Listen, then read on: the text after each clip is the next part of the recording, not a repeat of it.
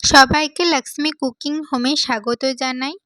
আমার দিদির অষ্টমঙ্গলার দিনকে এইরকম সব ধরনের ভাজাভুজি করা হচ্ছিল, মানে খাবারের ৮ রকমের ভাজাভুজি করতে হয় অষ্টমঙ্গলার দিন। আর সেই ভাজাভুজির মধ্যে ছিল তোমার কুমড়ো ভাজা, পটল ভাজা, শাক ভাজা ছিল, বেগুন ভাজা, আলু ভাজা, শিম ভাজা আর ঢ্যাঁড়স ভাজা ছিল। এরকম করে মোটামুটি ৮ রকমের ভাজা ছিল।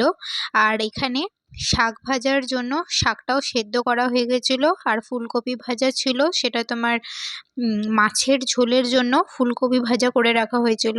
আর শাক সেদ্ধটা ওইটা একটু বাদেই শাক ভাজা করা হবে, সেটার জন্য শাক সেদ্ধ করা হয়েছে। এই যে শাক ভাজাটা হচ্ছে এখানে, শাক ভাজাটা পাশে বসিয়ে দিয়েছে। এরপরে মাছের ঝোল হবে, ফুলকপি দিয়ে মাছের ঝোল, সেইটা আজকে তোমাদের আমি ওই রেসিপিটা দেখাবো।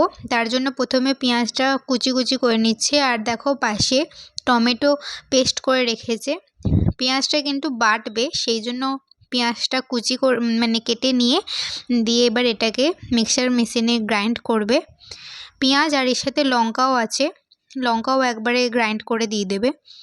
তাহলে এগুলো আর ভাজা বেশি ঝামেলা থাকবে না।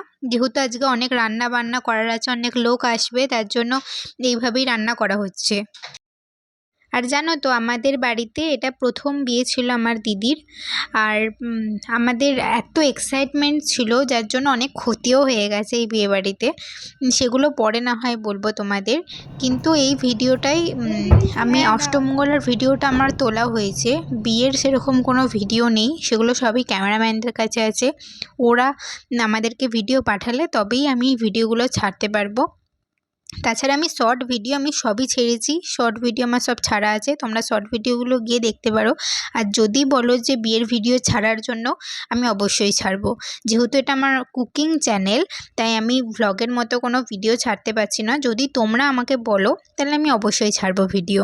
মাছের তেল রান্না করার জন্য প্রথমেই মা তেল দিয়ে দিয়েছে। আর এই তেলটা তোমার রান্না করা তেল, এখানে কোনো কাঁচা তেল ইউজ করা হয়নি। এটা বলে দিলাম আগে থেকে, তার কারণ আছে, এর পরে দেখতে পাবে। তার ওই তেলটার মধ্যে সামান্য পরিমাণে জিরে দিয়ে দিয়েছে, তেজপাতাও দিয়ে দিয়েছে, আর কাঁচা পেঁয়াজও দিয়ে দিয়েছে। ওগুলো একটু হালকা করে ভাজা ভাজা হয়ে এলেই তার মধ্যে যে এই একটু আগে পেঁয়াজ আর কাঁচা লঙ্কার পেস্টটা দেখলে সেটা দিয়ে দিতে হবে। তারপরে ওটা একটু ভালো করে লাল লাল হয়ে গেলেই আর তার মধ্যে টমেটোর পেস্ট দিয়ে দিতে হবে। এটাকেও ভালো করে নেড়ে চেড়ে তোমার একটু ভাজা করতে হবে। আর এই মাছের ঝোলটা রান্না করার সময় সব সময় খেয়াল রাখবে, আমি প্রত্যেকটা ভিডিওতেই বলে এসেছি, এবারেও বলছি, মশলা কিন্তু সব সময় ভালো করে ভাজতে হবে। মশলা ভালো করে না ভাজলে রান্নার কোনো সেরকম টেস্ট আসবে না। আর যেহেতু টমেটোর পেস্ট দিয়েছি, তাই কাঁচা গন্ধটা দূর করার জন্য তো ভালো করে ভাজতেই হবে, এটা মাস্ট। তারপরে পরিমাণ মতো হলুদ, নুন দিয়ে দেওয়া হলো। নুন একটু বেশি পরিমাণে দেওয়া হচ্ছে, যেহেতু বহুত লোক খাবে। আর তারপরে কাশ্মীরি লাল লঙ্কার গুঁড়ো দিল, আর ধনে জিরে গুঁড়ো মশলা, মিট মশলা সব দিয়ে আর একটু ভালো করে নাড়াচাড়া করে নিতে হবে। এই মশলাগুলো নাড়াচাড়া করার সময় মা তখন দেখলো যে তেলটা কম পরিমাণে লাগছে, তাই মা ওই রান্না করা তেলটাই আর একটু সামান্য পরিমাণে দিয়ে দিল এটার মধ্যে। যেহেতু রান্না করা তেল কাঁচা তেল নয়, তাই কোনো অসুবিধা হবে না। কাঁচা তেল দিয়ে দিলে কিন্তু রান্না একদম পুরো নষ্ট হয়ে যাবে, ভালো লাগবে না খেতে। আজকের এই মাছের ঝোলটা কিন্তু মা 10 থেকে 12 জনের মতো রান্না করছে। আর ভেবো না 10 থেকে 12 জনই শুধুমাত্র অষ্টমঙ্গলা এসেছিল, রাতের বেলা আরও লোক আসতে বাকি আছে। আমাদের অষ্টমঙ্গলাতে 20-25 জনের মতো লোক হয়েছিল, 20 ভুল বললাম, 25 জনই লোক হয়েছিল। যাই হোক, এরপরে এই মশলাটা যেহেতু তলাটা ধরে ধরে আসছিল, তাই অল্প পরিমাণে জল দিয়ে দিল। আর দিয়ে মশলাটা যখন অর্ধেকটা কমপ্লিট হয়ে গেছে, তখন এর মধ্যে ভেজে রাখা আগে থেকে আলু দিয়ে দেওয়া হলো। আগে থেকে আলু, ফুলকপি, মাছ তিনটেই ভেজে রাখা হয়েছে, যাতে তাড়াতাড়ি রান্নাটা হয়ে যায়। রান্নাটা এমনিই মশলাটা ভাজতে অনেকক্ষণ টাইম লাগে, মশলাটাই রেডি করতে তোমার টাইম লাগে, তার জন্যে এখানে একটু আগে থেকেই এগুলো করে রাখা হয়েছিল। আলু, ফুলকপি, মাছ এগুলো ভেজে রাখা হয়েছিল। এরপরে সামান্য পরিমাণে আরেকটু জল দিয়ে এটাকে একটু ভালো করে নেড়ে চেড়ে নিচ্ছে। আর আলুটা ভেজে রাখা হয়েছিল ঠিক কথাই, কিন্তু আলুটা সেরকম তোমার সেদ্ধ হয়নি, তার জন্য আলুটাকে আর একবার সেদ্ধ করার জন্য এখানে ঢাকা দিয়ে দিচ্ছে মা। ওই মোটামুটি 5 মিনিটের মতন ঢাকা দিলেই যথেষ্ট। 5 মিনিট বাদে মা ঢাকা খুলে দেখাচ্ছে, দেখো এই মশলার আলুটা মোটামুটি সেদ্ধ হয়ে গেছে। বাদবাকি যে সেদ্ধ হওয়ার আছে এখনও তো রান্না হবে, সেই রান্নার মাঝখানেই সেদ্ধ হয়ে যাবে। ভেজে রাখা ফুলকপিগুলো সব দিয়ে দেওয়া হলো। এরপর এগুলোকে আরেকটু ভালো করে মশলায় মাখিয়ে নিয়ে নাড়াচাড়া কিছুক্ষণ করতে হবে।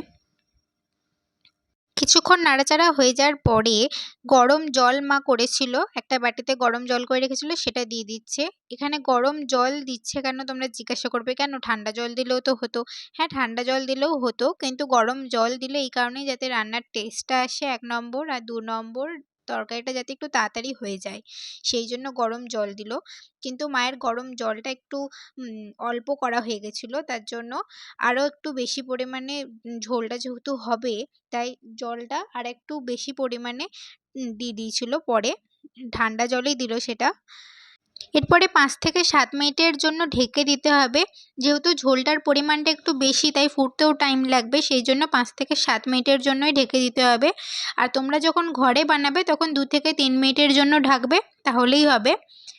আর তারপরে মাছগুলো যেগুলো ভেজে রাখা হয়েছিল আগে থেকে সেগুলো দিয়ে দিচ্ছে। আর মাছগুলো কিন্তু বেশি লাল লাল করে ভাজা যাবে না, হালকা সাদা রেখে ভাজতে হবে, কারণ বেশি লাল লাল করে ভাজলে সেই মাছ ঝোলে ভাল লাগে না। লাল লাল করে ভাজা মাছগুলো ওগুলো ভাজা মাছ খেতেই ভাল লাগে। একে একে মাছগুলো দেওয়ার পরে সবার শেষে ধনেপাতা ছড়িয়ে দিতে হবে। সবার শেষে ধনেপাতাটা দিলে ধনেপাতার গন্ধ ভালো পাওয়া যাবে। আর এরপরে হালকা হাতে মাছটা নেড়েচেড়ে নিয়ে ঢাকা দিয়ে দেব 2 মিনিটের জন্য, বেশিক্ষণের জন্য না, 2 মিনিটের জন্য ঢাকা দিয়ে দিলেই ঝোলটা যখন ফুটে আসবে তখন কিন্তু আমাদের মাছের ঝোল কমপ্লিট হয়ে যাবে। আর জানো তো, জামাইবাবু বিয়ের জন্য 2টো ফায়ার গান কিনে রেখেছিল, ওরা একসঙ্গে ফটোশ্যুট করবে, ভিডিও করবে বলে, কিন্তু সেটা হয়নি, তা অষ্টমঙ্গলাতেই করেছে। সেই ভিডিওটাও দেখে নাও।